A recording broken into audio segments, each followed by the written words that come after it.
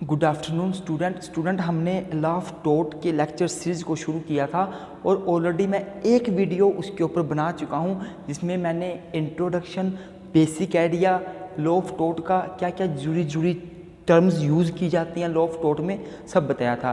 तो थोड़ा सा आपको रिवाइज़ करवा देता हूं। हमने डिस्कस किया था उस वीडियो में कि टोट जो है वो लैटिन टर्म टोटम से लिया गया है, जिसका मतलब होता है टू ट्विस्ट या फिर something which is not straight, जो सीधा नहीं है वो टोट है। अर्थात जो टोट है वो एक अनलॉफुल एक्ट है। टोट का मतलब होता है अनलॉफुल एक्ट और wrongful act. It means tote simply means every act which is not lawful, which is unlawful, which is wrongful is a टोट, हमने डिस्कस किया था।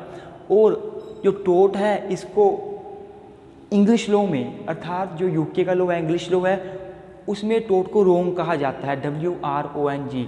अगर यूके के लॉ की बात की जाए, अगर इंग्लिश लॉ की बात की जाए, इन इंग्लिश लॉ टोट इज़ नोन एज रोंग या टोट इज़ कॉल्ड एज रोंग। टोट को रोंग कहा जाता है, WRONG रोंग कहा जाता है।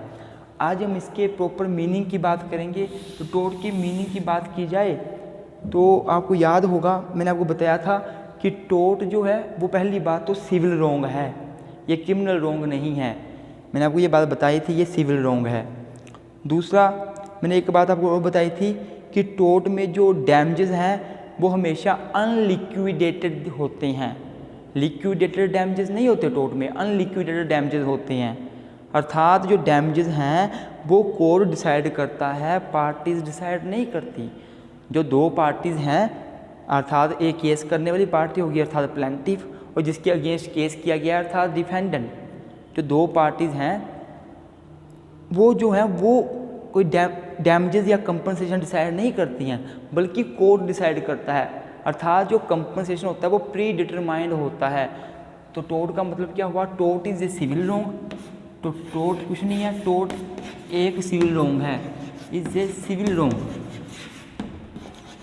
मैंने आपको बताया कि इंग्लिश लॉ में टोट को रोंग कहा जाता है। तो टोट क्या एक सिविल रोंग है, टोट is a civil wrong for which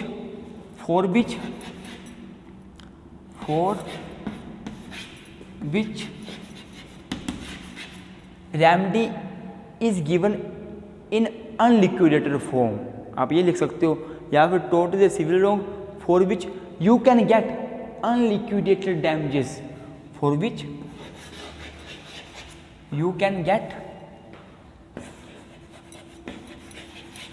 unliquidated damages, unliquidated damages। Unliquidated damages क्यों लिखा, आपको समझ आ रहा होगा कि इसमें मैंने अनलिक्विडेटेड डैमेजेस क्यों लिखा। यही है, टोट एक सिविल रोंग है जिसमें आप अनलिक्विडेटेड डैमेजेस ले सकते हो। टोट बहुत प्रकार के होते हैं, मैंने आपको बताया था। टोट ऑफ नेग्लिजेंस है, टोट ऑफ न्यूसेंस है, टोट ऑफ ट्रेसपास है। अगर कोई भी टोट आपके साथ होता है, गलत होता है, तो आप अनलिक्विडेटेड डैमेजेस ले सकते हो। अनलिक्विडेटेड डैमेजेस क्या होते हैं? अर्थात डैमेजेस जो है कोर्ट देगा, अपने अनुसार देगा, ये प्री डिटरमाइंड नहीं होते, पार्टी प्री डिटरमाइंड नहीं करती।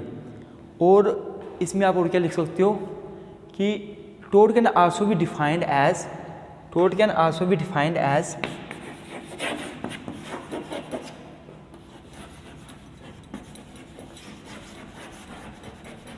defines as every unlawful act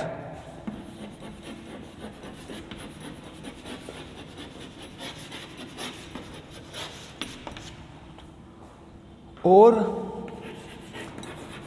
every wrongful act।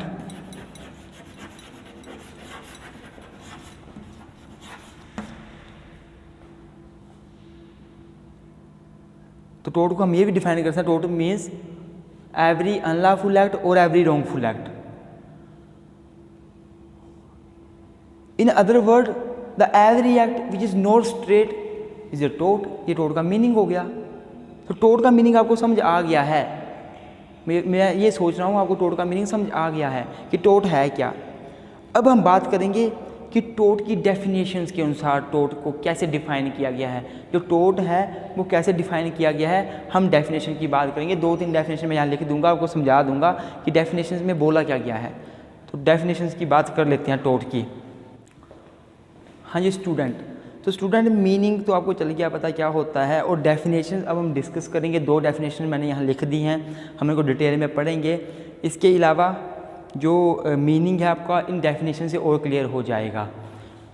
अब हम बात करेंगे कि डेफिनेशन की बात की जाए तो according to section 2M of limitation act 1963, एक लिमिटेशन एक्ट है 1963 का लॉ बना हुआ है, और लिमिटेशन एक्ट का सेक्शन 2M जो है ना वो डिफ़ाइन करता है टोट को। कैसे डिफ़ाइन करता है, वहाँ पे क्या डेफिनेशन दी हुई है टोट की कि टोट मीन्स ए सिविल रॉन्ग, टोट का मतलब है civil wrong, which is not exclusively a breach of contract और ब्रीच ऑफ ट्रस्ट। तो पहले हम सेक्शन 2M को थोड़ा समझ लेते हैं। सेक्शन 2M ये बोलता है कि टोट का मतलब है सिविल रॉन्ग, टोट means a civil wrong, but परंतु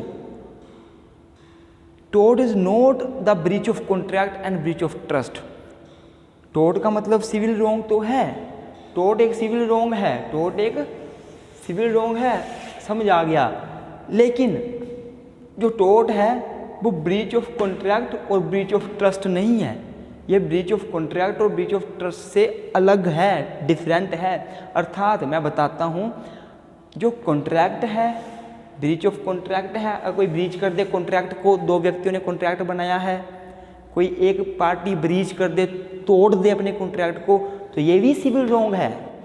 अगर कोई ब्रीच ऑफ ट्रस्ट कर दे, जो बनता है ट्रस्टशिप बनती है, ट्रस्टशिप, एक ट्रस्टी होता है, दूसरा बेनिफिशियल होता है, ऐसे कोई अगर ट्रस्टशिप बनी है, एक व्यक्ति जो है वो ब्रीच कर देता है ट्रस्ट को, तो ये भी सिविल रॉन्ग है। लेकिन जो टोट है वो ना तो ब्रीच ऑफ कॉन्ट्रैक्ट है ना तो ब्रीच ऑफ ट्रस्ट है, मतलब टोट is also a civil wrong but it is not a breach of contract and not a breach of trust. अब दूसरी डेफिनेशन की तरफ बढ़ें तो यहाँ लिखा हुआ है सालमंड। सालमंड ने क्या डेफिनेशन दी हुई है, इट इज़ सिविल रॉन्ग, इसने भी बोल दिया कि टोट इज ए सिविल रॉन्ग। मतलब आपको एक बात तो अपने दिमाग में बैठा लेनी है कि टोट is a civil wrong for which the remedy is a common law action. जो सालमंड थे बहुत पुराने फिलोसफर हैं, बहुत पुराने जूरिस्ट हैं, तो इन्होंने क्या कर दिया, साफ साफ ये बोल दिया कि टोट एक सिविल रॉन्ग है, और अगर सिविल रॉन्ग होता है, टोट is a civil wrong for which, जिसके लिए टोट एक सिविल रॉन्ग है और जिसके लिए ना जो रेमेडी है वो कॉमन लॉ एक्शन है। अर्थात टोट एक सिविल रॉन्ग है, और अगर आपके साथ सिविल रॉन्ग होता है, टोट होता है, तो आपने कोर्ट में केस करना है। कोर्ट कौन सा, कॉमन लॉ, यहाँ लिखा कॉमन लॉ। कॉमन लॉ का मतलब है इंग्लैंड का लॉ। तो सालमंड ने ये बोला कि टोट का मतलब है सिविल रॉन्ग फॉर विच, जिसके लिए जो रेमेडी है वो कॉमन लॉ एक्शन है। आप कॉमन लॉ में जाओ, कोर्ट में जाओ, और वो एक्शन लेंगे, वो रेमेडी देंगे। रेमेडी क्या देंगे, for unliquidated damages, not liquidated damages. Court जब रेमेडी देगी क्या देगी, अनलिक्विडेटेड डैमेजेस देगी। अर्थात कोर्ट खुद डिसाइड करेगी कितना डैमेजेस देना है, पार्टीज ने कोई डिसाइड नहीं किया हुआ है, कोर्ट डिसाइड करती है डैमेजेस को। तो क्या है, सामने बोलते हैं इट इज़ सिविल रॉन्ग, ये एक सिविल रॉन्ग है फॉर विच, अगर आपके साथ सिविल रॉन्ग हो जाता है, फॉर विच जिसके लिए जो रेमेडी है वो कॉमन लॉ एक्शन है।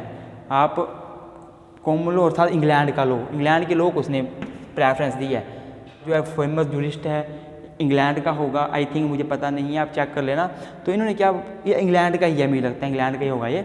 इन्होंने ये कहा कि टोट जो है वो सिविल रॉन्ग है, और जिसके लिए जो रेमेडी है अर्थात जो उपचार है वो कॉमन लॉ एक्शन है। कॉमन लॉ, आप बिल्कुल कोर्ट के पास जाओ, कॉमन लॉ एक्शन होगा और अनलिक्विडेटेड डैमेजेस मिलेंगे। आगे लिखा हुआ है विच is not exclusively the breach of trust और ब्रीच ऑफ कॉन्ट्रैक्ट, जो यहाँ लिखी हुई थी बात। लेकिन ये सिविल रॉन्ग तो है, पर ये जो है वो एक्सक्लूसिवली ब्रीच ऑफ कॉन्ट्रैक्ट और ब्रीच ऑफ ट्रस्ट नहीं है। तो आपको क्या बातें समझ आई कि टोट पहली बात सिविल रॉन्ग है, दूसरी बात it is different from breach of contract and breach of trust, ये ब्रीच ऑफ कॉन्ट्रैक्ट और ब्रीच ऑफ ट्रस्ट से अलग है। दोनों डेफिनेशन में ये बात कॉमन है, इसको आप अलग से भी लिख सकते हो बनाकर। तीसरी बात जो सार्मड की डेफिनेशन में देखने को मिली वो ये मिली कि टोर्ट जो वो एक सिविल रोंग है और जिसके लिए जो एक्शन होगा वो कॉमन लॉ एक्शन होगा। कॉमन लॉ इंग्लैंड का लॉ एक्शन लेगा और क्यों क्या करेगा इंग्लैंड का लॉ एक्शन लेकर अनलिक्विडेटेड डैमेजेस देगा।